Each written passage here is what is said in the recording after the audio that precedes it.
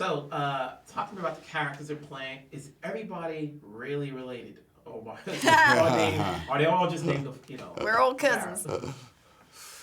We've been existing on this mountain for over 200 years, and we're a community of people that are not very exposed to the outside world. So, I think that there's probably a lot of cousins running around and connections. But, there's a lot of us up there, and there's multiple clans as well. I mean, we're just opening the window on the Farrells, so to speak, on one aspect of this community of people, one section.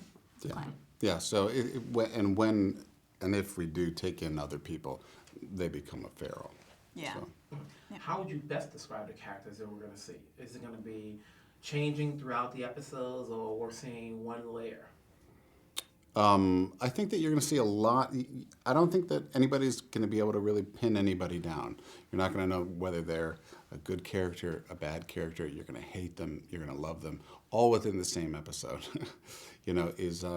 I think that one of the best things about this show is that it has you off balance. Is that you're not exactly sure who you're supposed to root for or not.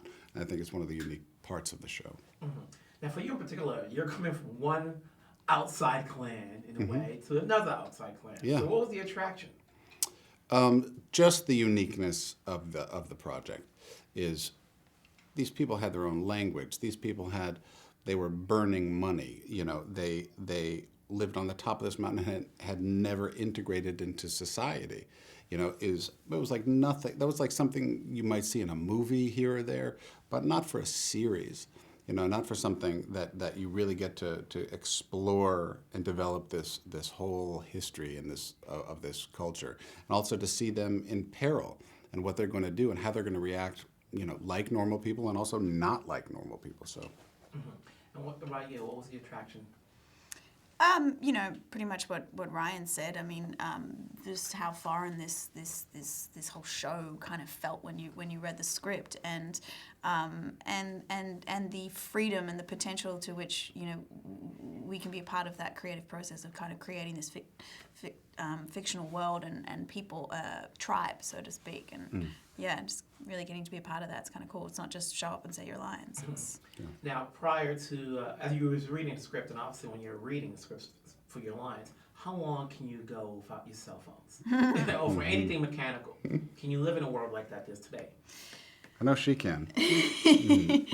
Yeah, I didn't have television or internet when I lived in Pittsburgh, because we relocated down there for 6 months, and I decided not to get it in my apartment.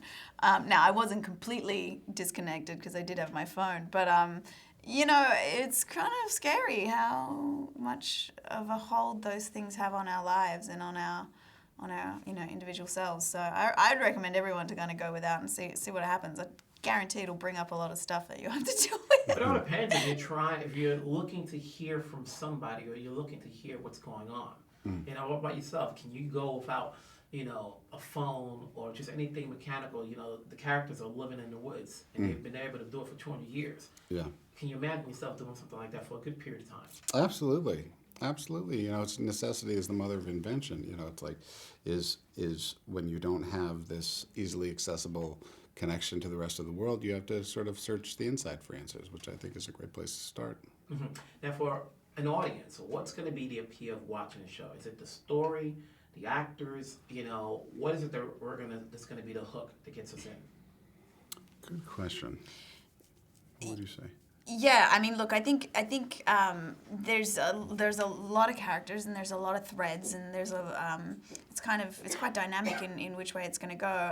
But I think ultimately, I want people to fall in love with the characters because we get to spend time with them and we get to see their relationships evolve and then the excitement of how the circumstances they find themselves in changes them as individuals. I would say the same. I mean, it's chock full of crazy stuff. In the pilot episode, you got people burning, a 5-story wooden wolf and riding, ATVs through a department store and speaking their own language and burning money, and a big coal company comes up and somebody drinks some crazy poison and goes and kills his parents. I mean, it's really chocked full of exciting, dynamic stuff, and you really don't can't put your feet down on like, okay, now I expect this to happen, and look, it's happened. You really got to tune in and watch.